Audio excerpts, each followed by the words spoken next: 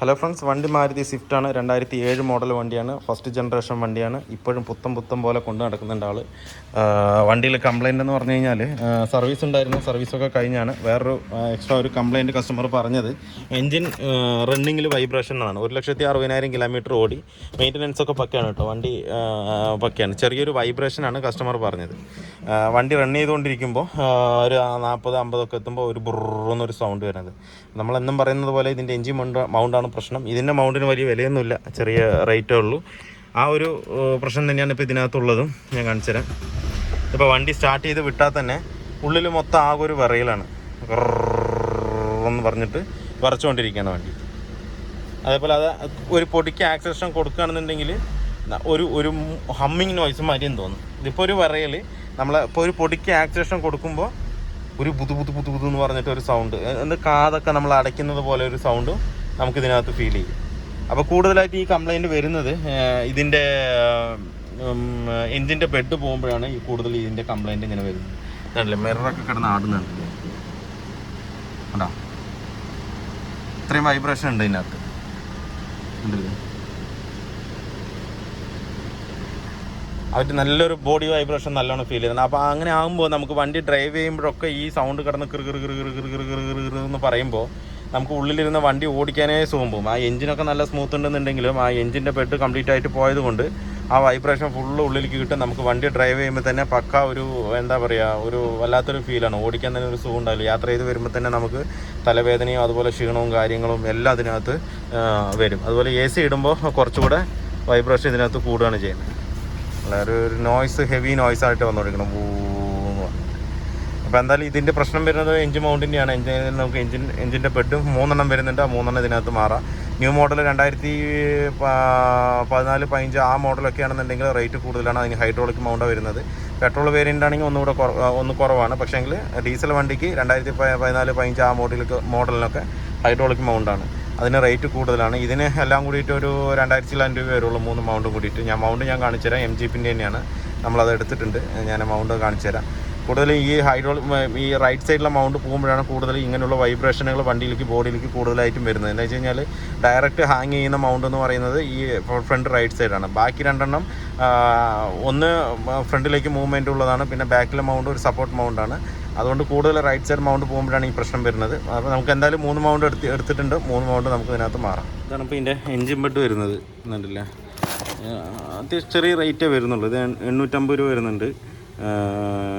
അത് ലെഫ്റ്റ് സൈഡിലെ മൗണ്ടാണത്. വേണ്ട,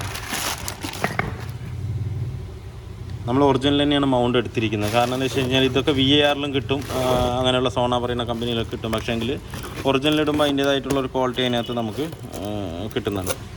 ഇത് വന്നിട്ട് ഇതാണ് റൈറ്റ് സൈഡ് മൗണ്ട്. ഈ മൗണ്ടാണ് കൂടുതൽ നമുക്ക് ഈ വൈബ്രേഷൻ സൗണ്ട് ഉണ്ടാക്കുന്നത്. ഈ മൗണ്ടാണ് പുതിയ വണ്ടികളിലൊക്കെ നമുക്ക് ഹൈഡ്രോളിക് മൗണ്ടായിട്ട് വരുന്നത്. റൈറ്റ് സൈഡ് മൗണ്ട് വന്നിട്ട് 765 രൂപ വരുന്നുള്ളൂ ഈ മൗണ്ട്.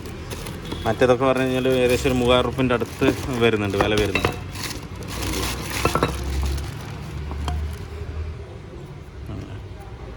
ഇതിപ്പോൾ വണ്ടിയിൽ നോക്കിയാൽ അറിയാം, അങ്ങനെ കംപ്ലീറ്റ് ഇരുന്നിട്ടുണ്ടാവും. മറ്റേ ബുഷ് പൊട്ടിയിട്ടില്ലെങ്കിലും കംപ്ലീറ്റ് ഇരുന്നിട്ടുണ്ട്. അവിടെ കണ്ടില്ല, ഇവിടെ നല്ല ഗ്യാപ്പാണ്. നമ്മുടെ ഒരു വിരൽ ഫുള്ളും ഇതിൻ്റെ ഉള്ളിൽ കിടക്കും. പക്ഷേ നമ്മൾ പഴിച്ച മൗണ്ട് നോക്കി കഴിഞ്ഞാൽ അറിയാൻ പറ്റും ഈ ബുഷും തമ്മിൽ മുട്ടിയിട്ടുണ്ടാവും. ആ മുട്ടുന്ന സമയത്താണ് ഈ എന്നുള്ള സൗണ്ട് ബോഡിയിലേക്ക് ഫുള്ളായിട്ട് വൈബ്രേറ്റ് ചെയ്തുകൊണ്ടിരിക്കുന്നത്. ആ ഒരു ഗ്യാപ്പ് എപ്പോഴും അതിനകത്ത് വരണം. ഇത് വന്നിട്ട് ലെഫ്റ്റ് സൈഡിലെ റിയർ മൗണ്ടാണ്. അതിന് ഏകദേശം 1055 രൂപ. ഈ മൗണ്ടിനാണ് ഇത്തിരി വില കൂടുതൽ. ഇതിൽ ലെങ്ത്തുള്ള മൗണ്ടാണത്. എല്ലാം ഒറിജിനൽ തന്നെയാണ് എടുത്തിരിക്കുന്നത്. ഈ പാർട്സ് തന്നെയാണ് എടുത്തിരിക്കുന്നത്.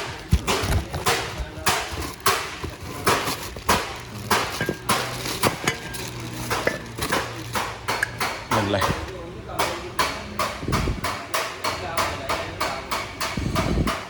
അപ്പോൾ അങ്ങനെ 3 മൗണ്ട് നമുക്കിതിനകത്ത് മാറിയ ആ വൈബ്രേഷൻ പക്ക ഫീലാവും. 2000 രൂപ ചിലവാക്കിയ വണ്ടി ഓടിക്കാൻ നല്ല രസമുണ്ടാവും. ആ വൈബ്രേഷനൊക്കെ ഒന്ന് പോകുമ്പോൾ പക്കയായിരിക്കും വണ്ടി, മനസ്സിലായില്ലേ. എന്തായാലും നമുക്ക് ഇതിനകത്ത് കയറ്റഴിച്ചിട്ട് ചിലപ്പോൾ റൈറ്റ് സൈഡിലെ മൗണ്ട് ശരിക്കും ഇരുന്നിട്ടുണ്ട്. ആ മൗണ്ട് അല്ലേ, അത് അഴിച്ചാൽ ഞാൻ കറക്റ്റായിട്ട് ഞാൻ കാണിച്ചു തരാം. ഇതാണ് റൈറ്റ് സൈഡ് മൗണ്ട്. അതുപോലെ ഇതിൻ്റെ എഞ്ചിൻ്റെ തൊട്ട് ബാക്കിൽ ഒരെണ്ണം വരുന്നുണ്ട്. ഈ ബാറ്ററിയുടെ താഴെ ഒരെണ്ണം വരുന്നുണ്ട്. 3 മൗണ്ട്. ഇപ്പോൾ നമ്മൾ സർവീസൊക്കെ കഴിഞ്ഞാണ്. മൗണ്ട് ഇല്ലായിരുന്നു, അതിപ്പോൾ ഓർഡർ ചെയ്ത് വന്നാണ്. അപ്പോൾ എന്തായാലും ബാക്കിയുള്ള പണികളൊക്കെ കഴിഞ്ഞു. ടെസ്റ്റ് വർക്ക് ഉണ്ടായിരുന്നു, പോയി ടെസ്റ്റ് എടുത്തിട്ട് വന്നു. ഇനിയിപ്പോൾ പെയിൻറ്റിങ് കുറച്ചുകൂടെ പെയിൻറ്റിങ് ഉണ്ട്, പോളിഷ് ഉണ്ട്. എന്താ വെച്ച് കഴിഞ്ഞാൽ ടെസ്റ്റ് ഒരു ദിവസം തെറ്റിക്കഴിഞ്ഞാൽ 3500 രൂപ ഫൈനൊക്കെ ഇപ്പോൾ വരുന്നത്. അപ്പോൾ പെട്ടെന്ന് ടെസ്റ്റിൻ്റെ ഓഫീസിൽ നിന്ന് വിളിച്ചിട്ട് പറഞ്ഞു ഇപ്പോൾ നാളെ കാണിക്കണം പറഞ്ഞപ്പോൾ പെട്ടെന്ന് ഒരു കോട്ട് ജസ്റ്റ് ഒരു പെയിൻ്റ് അടിച്ചിട്ട് ടെസ്റ്റ് പോയി കാണിച്ചിട്ട് വന്നാണ്. ഇനി വർക്ക് ഉണ്ട് ഇതിനകത്ത്. അതുപോലെ വീലും ഇതിൻ്റെ അല്ല, ഇത് വേറെ വണ്ടിയുടെ വീലാണ്. അത് തൽക്കാലം ഒന്ന് ടെസ്റ്റ് കാണിക്കാൻ വേണ്ടിയിട്ട് ഇട്ടതാണ്. ഇപ്പോൾ ടയറൊക്കെ മാറാനുണ്ട് ഇതിനകത്ത്. എന്തായാലും നമുക്ക് എൻജിൻ ബെഡ് ഇതിനകത്ത് മാറാം മൊത്തമായിട്ട്. നമ്മളിപ്പോൾ ഇതിൻ്റെ 3 മൗണ്ട് മാറ്റിയിട്ടുണ്ട്. ഇതാണ് റിയറിൽ വരുന്ന മൗണ്ട്, ഇതുണ്ടല്ലേ, ഈ സൈഡ് പൊട്ടി നിൽക്കുന്നുണ്ടല്ലേ, കംപ്ലീറ്റ് ആയിട്ട് പോയി. പിന്നെ റൈറ്റ് സൈഡിലെ മൗണ്ട് ഞാൻ കാണിച്ചു തന്നില്ലേ, ഇതിങ്ങനെയാണ് വരിക, ഇങ്ങനെ വരും മൗണ്ട്. അപ്പോൾ ഈ താഴ്ഭാഗത്ത് കണ്ടില്ലേ എത്രയും ഗ്യാപ്പ് കഴിഞ്ഞ്. ഇനി എൻജിൻ്റെ ലോഡും കൂടെ വരുമ്പോൾ ഫുള്ളായിട്ട് താഴത്തെ മൗണ്ടിൽ വന്നിട്ട് ഇടിക്കും. അത് ആ ഇടിച്ചതിൻ്റെ പാടാണ് ആ കറുത്ത ഒരു പാടുമാരി കാണുന്നത്. ഇവിടെ ഫുള്ള് ഗ്യാപ്പായി ടോപ്പിൽ, ഇവിടെ ഗ്യാപ്പില്ല, തീരില്ല. ഞാൻ മറ്റേതിൽ കാണിച്ച പുതിയതിൽ കാണിച്ചത് ഒരു വിരൽ ഫുള്ളായിട്ട് ഉള്ളിൽ പോകും. ഇത് ഒരു ചെറിയൊരു ഗ്യാപ്പും ഇല്ല ഇതിനകത്ത്, കണ്ടില്ലേ. അപ്പോൾ അതുകൊണ്ടാണ് ഈ എൻജിൻ്റെ വൈബ്രേഷൻ ഫുള്ള് നമുക്ക് ബോഡിയിലേക്ക് കിട്ടുന്നത്. ഇപ്പോൾ വണ്ടിയിൽ ഞാൻ കാണിച്ചു തരാം, പക്ക സ്മൂത്തായിട്ടുണ്ട് വണ്ടി, ഞാൻ കാണിച്ചു തരാം അത്. പിന്നെ ഇത് സൈഡിൽ വരുന്ന മൗണ്ടാണ്. ഇത് വലിയ കുഴപ്പമില്ല മൗണ്ട്. എന്താ വെച്ച് കഴിഞ്ഞാൽ ഇങ്ങനെ വരുന്നത് ഈ ഭാഗത്ത് വല്ല ഇടിച്ചരോ പിടിച്ചരോ അങ്ങനെയൊന്നും വന്നിട്ടില്ല, കണ്ടില്ലേ. ചെറിയൊരു ഇത് മാത്രമേ ഉള്ളൂ. പക്ഷേ ഈ മൗണ്ട് വലിയ കുഴപ്പമില്ല. എങ്കിലും ഇത് വിലക്കുറവായതുകൊണ്ട് നമ്മൾ 3 മൗണ്ട് മാറ്റണമെന്ന് മാത്രം. പക്ഷേ പുതിയ മോഡൽ സ്വിഫ്റ്റിനൊക്കെ വരികയാണെന്നുണ്ടെങ്കിൽ ഞാൻ ഇങ്ങനെ എൻജിൻ വൈബ്രേഷൻ വരികയാണെന്നുണ്ടെങ്കിൽ റൈറ്റ് സൈഡിലെ മൗണ്ട് മാത്രം മാറ്റുള്ളൂ. ആ റൈറ്റ് സൈഡിലെ മൗണ്ട് മാത്രം മാറ്റുമ്പോഴത്തേക്കും കംപ്ലയിൻറ്റ് സോൾവ് ആവുന്നത്. വൈബ്രേഷൻ ആണെങ്കിൽ മാത്രം കേട്ടോ. ഇനി ഇടി അതുപോലെ ക്ലച്ച് വിടുമ്പോൾ ഇടി അങ്ങനെയൊക്കെ വരികയാണെന്നുണ്ടെങ്കിൽ 3 മൗണ്ട് മാറ്റുന്നതായിരിക്കും ബെറ്റർ. വൈബ്രേഷൻ മാത്രമേ ഉള്ളൂ എന്നുണ്ടെങ്കിൽ ഈ ഫ്രണ്ടിലെ റൈറ്റ് സൈഡ് മൗണ്ടാണ് കൂടുതൽ. ഏത് വണ്ടിക്കാണെന്നുണ്ടെങ്കിലും കൂടുതൽ കംപ്ലയിൻറ്റ് വരുന്നത് ഫ്രണ്ടിലെ റൈറ്റ് സൈഡ് മൗണ്ടാണ്. ആ മൗണ്ട് മാറ്റിയാൽ മതി, അത് മാത്രം മാറ്റിയാൽ മതി, കംപ്ലയിൻറ്റ് സോൾവ് ആവും. മനസ്സിലായില്ലേ. ഇതിപ്പോൾ 700-800 രൂപ അങ്ങനെയുള്ള റേഞ്ചൊക്കെ വരുന്നുള്ളൂ. അപ്പോൾ പിന്നെ 3 മൗണ്ട് മാറ്റി വിടുന്നതാണ് നല്ലത്. അപ്പോൾ പിന്നെ കുറച്ചുകൂടെ നല്ല സ്മൂത്ത് കിട്ടും വണ്ടി, മനസ്സിലായി. പിന്നെ മറ്റുള്ള മൗണ്ടൊന്നും വൈബ്രേഷൻ വരില്ല എന്ന് ഉറപ്പിച്ചൊന്നും ഞാൻ പറയുന്നില്ല, വരാം, ബൈ ചാൻസ് ഓരോ വണ്ടികൾക്കും ഓരോ മോഡലാണ്. പക്ഷേ അതിന്ന് കൂടുതലും ഈ വൈബ്രേഷൻ എന്നുള്ളൊരു മൂളിച്ച ഡോറിലൊരു 80% വരെ മറ്റുള്ള മൗണ്ടിൽ നിന്ന് കുറവാണ്. അതുകൊണ്ടാണ് ഇപ്പോൾ നമ്മൾ ഇപ്പോൾ എന്തായാലും 3 മൗണ്ട് മാറ്റിയിട്ടുണ്ട്. ഞാൻ വണ്ടിയിൽ ഞാൻ കാണിച്ചു തരാം വണ്ടി എത്രത്തോളം സ്മൂത്തായി എന്നുള്ളത് ഞാൻ കാണിച്ചു തരാം. ഇപ്പോൾ വണ്ടി സ്റ്റാർട്ടിംഗ് ആണ്, ഇവിടെ ഞാൻ സ്റ്റാർട്ട് ചെയ്ത് കാണിച്ചു തരാം.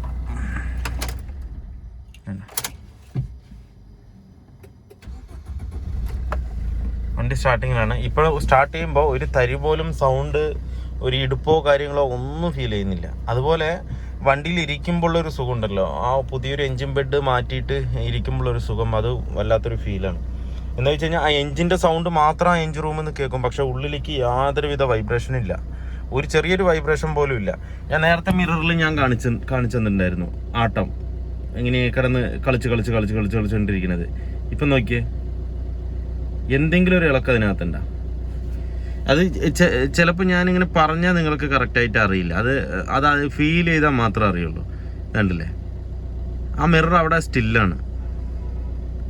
നേരത്തെ കുറച്ച് ബാക്ക് അടിച്ച് നോക്കിയാൽ കാണാം, ഞാൻ മിറർ നേരത്തെ ഞാൻ ആടുന്നത് ഒരു ഇത് കാണിച്ചിട്ടുണ്ടായിരുന്നു, അതിൽ നോക്കിയാൽ കാണാം അത് എത്രത്തോളം വൈബ്രേഷൻ ചെയ്യുന്നുണ്ടെന്നുള്ളത് നിങ്ങൾക്ക് കണ്ടാൽ തന്നെ മനസ്സിലാവും. ഇപ്പം നോക്കിയേ, പക്കയാണ്, മനസ്സിലായില്ലേ. അതുപോലെ ഉള്ളിലിരിക്കുമ്പോഴും ആ ഉള്ളിൽ നമ്മൾ നോർമലായിട്ട് ഓഫാക്കിയിട്ട് എങ്ങനെ വണ്ടി ഇരിക്കുന്നോ ആ ഒരു ഫീലാണ്. എന്താ പറയുക, എങ്ങനെ പറയാത്, ഒരു ചെറിയൊരു വൈബ്രേഷൻ പോലും ഇല്ല. ആ എൻജിൻ്റെ സൗണ്ട് നമുക്ക് ഉള്ളിൽ കേൾക്കാം. ക്വാർട്ടർ ജെറ്റ് എൻജിൻ ആയതുകൊണ്ട്, അതല്ല ഡീസൽ എൻജിൻ ആയതുകൊണ്ട് അതിൻ്റെ ഒരു ചെറിയൊരു സൗണ്ട് ഉണ്ടാവും, ആ സൗണ്ട് മാത്രം കേൾക്കാം. പക്ഷേ ഒരു വൈബ്രേഷനും ഇല്ല, ഒരു കുഴപ്പമില്ല. ഇങ്ങനെ ആകുമ്പോൾ നമുക്ക് എത്ര ലോങ് വേണമെന്നുണ്ടെങ്കിലും വണ്ടി ഓടിക്കാം, നോ പ്രോബ്ലം, വിഷയമില്ല. എത്ര ലോങ് വേണമെങ്കിലും വണ്ടി ഓടിക്കുക, നമുക്ക് ക്ഷീണം തോന്നില്ല, തലവേദന എടുക്കില്ല, ഒന്നും ഉണ്ടായില്ല. ഈ എൻജിൻ ബെഡൊക്കെ പോയി കഴിഞ്ഞ് കഴിഞ്ഞാൽ അങ്ങനെ ഓടിച്ചു കഴിഞ്ഞാൽ തീർച്ചയായിട്ടും വണ്ടികൾ ഓടിക്കുമ്പോൾ തലവേദന എടുക്കുന്നു, ക്ഷീണമാവണമെന്ന് പറയുന്നതിന് കാരണം അതാണ്. എന്താണെന്ന് വെച്ച് കഴിഞ്ഞാൽ ഈ വൈബ്രേഷൻ സൗണ്ട്, അതുപോലെ തന്നെ എന്താ പറയുക, എൻജിൻ ഓരോ ഗിയർ ചേഞ്ച് ചെയ്യുമ്പോൾ ഓന്നൊരു മൂളിച്ച ഒരു ഇടി ഇങ്ങനെയൊക്കെ വരുമ്പോൾ നമ്മുടെ ശരീരത്തിന് തന്നെ അതൊരു പ്രശ്നമായിട്ട് മാറും. കുറേ നേരം നമ്മൾ ഈ വൈബ്രേഷൻ സൗണ്ട് കേട്ട് കഴിഞ്ഞ് കഴിഞ്ഞാൽ തലവേദന എന്തായാലും എടുക്കും, വരാത്ത തലവേദനയും വരും അതിനകത്ത്. അപ്പോൾ അതുകൊണ്ട് മൗണ്ടുകളൊക്കെ, മൗണ്ട് എന്ന് മാത്രമല്ല എല്ലാ പാർട്സുകളും ചെറിയൊരു കാര്യം വന്നു കഴിഞ്ഞാൽ മാറിക്കഴിഞ്ഞ് കഴിഞ്ഞാൽ വണ്ടിയുടെ സുഖമേ വേറെയാണ്. നമ്മൾ വണ്ടി ഓടിക്കുന്നത് രസിച്ച് ഓടിക്കണം. നമ്മൾ ലക്ഷ്യസ്ഥാനത്ത് എത്തുകയും വേണം. അതൊരു എൻജോയ്മെൻ്റ് ആയിട്ട് പോകണം. ഏത് യാത്രയാണെന്നുണ്ടെങ്കിലും ഒരു സന്തോഷകരമായിട്ട്, ഇല്ലാന്നുണ്ടെങ്കിൽ നല്ലൊരു ഫ്രീ മൂവ്മെൻറ്റിൽ നമ്മളിങ്ങനെ ഓടിക്കുമ്പോൾ പല പല സൗണ്ടുകൾ, അതുപോലെ തന്നെ ഇങ്ങനെയുള്ള ഇറിറ്റേറ്റിംഗ് സൗണ്ടുകൾ ഇങ്ങനെയൊക്കെ വന്നു കഴിഞ്ഞ് കഴിഞ്ഞാൽ നമുക്ക് തന്നെ ആ വണ്ടി ഓടിക്കുന്ന സുഖമേ പോകും. എന്തിപ്പോൾ വണ്ടി എന്ന് പറഞ്ഞിട്ട് ആ ഒരു മൈൻഡ് വരും. പക്ഷേ എല്ലാ ഭാഗവും ക്ലിയർ ആണെന്നുണ്ടെങ്കിൽ വണ്ടി നമുക്ക് എത്ര ലോങ് വേണമെങ്കിലും ഓടിക്കാം. ഒരു ടയേർഡും ഉണ്ടാവില്ല, ഒരു ക്ഷീണം ഉണ്ടാവില്ല, ഒരു കുഴപ്പമുണ്ടാവില്ല. മനസ്സിലായില്ലേ? ഇപ്പോൾ വണ്ടി പക്കയാണ്. ഇനിയിപ്പോൾ എന്താണെന്നറിയോ, ഇനിയിപ്പോൾ കസ്റ്റമർ കറക്റ്റായിട്ട് വണ്ടി എടുത്ത് അവർക്ക് ഒരു മനസ്സിനൊരു ആശ്വാസം എന്ന് പറയുന്ന സാധനം ഉണ്ടാകും. നെടുശ്വാസം വിടില്ലേ ആ ഒരു ഫീൽ. എന്താ വെച്ചാൽ വരുമ്പോൾ അങ്ങനെയാണ്, വരുമ്പോൾ അത്രയും വൈബ്രേഷനാണ് ഇതിനകത്ത്. ഇനിയിപ്പോൾ കസ്റ്റമർ വണ്ടി എടുക്കുമ്പോൾ ഭയങ്കര ഫീലായിരിക്കും വണ്ടിയിൽ. ഈ 3 മൗണ്ട് മാറ്റിയിട്ടുള്ളൂ, പക്ഷേ എന്തൊക്കെയോ വണ്ടിയിൽ ചെയ്തു എന്നൊരു ഫീൽ കിട്ടും ആൾക്ക്. ആ ഒരു ഇറിറ്റേറ്റിംഗ് സൗണ്ട് വേറെ എന്തില്ലെങ്കിൽ ഈ ഒരു സൗണ്ട് മാറി കിട്ടുമ്പോൾ ആ വണ്ടിയിൽ എന്തൊക്കെയോ ചെയ്തിട്ടുണ്ട് എന്നൊരു ഫീല് അവർക്ക് കിട്ടും. സത്യത്തിൽ മൗണ്ട് മാത്രമേ മാറിയിട്ടുള്ളൂ ആ ഒരു വൈബ്രേഷന് വേണ്ടിയിട്ട്. അതും റൈറ്റ് സൈഡിൽ മാത്രം മാറിയാൽ മതിയായിരുന്നു. ഞാൻ വിലക്കുറവ് കാരണം ഞാൻ 3 പിടിച്ച് മാറ്റിയതാണ്. മനസ്സിലായില്ലേ? ഹാങ്ങിങ് മൗണ്ടൊന്നും വലിയ കുഴപ്പമുണ്ടായില്ല. അതൊക്കെ അത് തന്നെ യൂസ് ചെയ്യാം. പക്ഷേങ്കിൽ മാറ്റിവിട്ടാൽ അത്രയും ബെറ്റർ. 3 കൂടെ ഒരുമിച്ച് മാറുമ്പോൾ എന്താ പറയുക, ഇനിയിപ്പോൾ കുറച്ച് കാലം ഓടുമ്പോൾ ആ റൈറ്റ് സൈഡിൽ മാത്രം കംപ്ലൈൻറ്റ് എന്ന് പറഞ്ഞിട്ട് വരില്ല. കംപ്ലീറ്റ് ആയിട്ട് എന്താ പറയുക, ഇനി പോകുകയാണെന്നുണ്ടെങ്കിൽ ഒരു 60,000-70,000 കഴിഞ്ഞിട്ടൊക്കെ ഇനിയിപ്പോൾ എഞ്ചിൻ മൗണ്ടിൻ്റെ കാര്യം നോക്കിയാൽ മതി. മനസ്സിലായില്ലേ? അപ്പോൾ വീഡിയോ എല്ലാവർക്കും ഇഷ്ടപ്പെട്ടാലൊന്ന് ലൈക്ക് ചെയ്യുക, ഷെയർ ചെയ്യുക, അതുപോലെ തന്നെ സബ്സ്ക്രൈബ് ചെയ്യുക. സബ്സ്ക്രൈബ് ചെയ്യാതെയാണ് വീഡിയോ കാണുന്നതെങ്കിൽ ഒന്ന് സബ്സ്ക്രൈബ് ചെയ്ത് സപ്പോർട്ട് ചെയ്യുക. അപ്പോൾ മറ്റൊരു വീഡിയോയിലേക്ക് കാണുന്നവരെ എല്ലാവർക്കും ബൈ.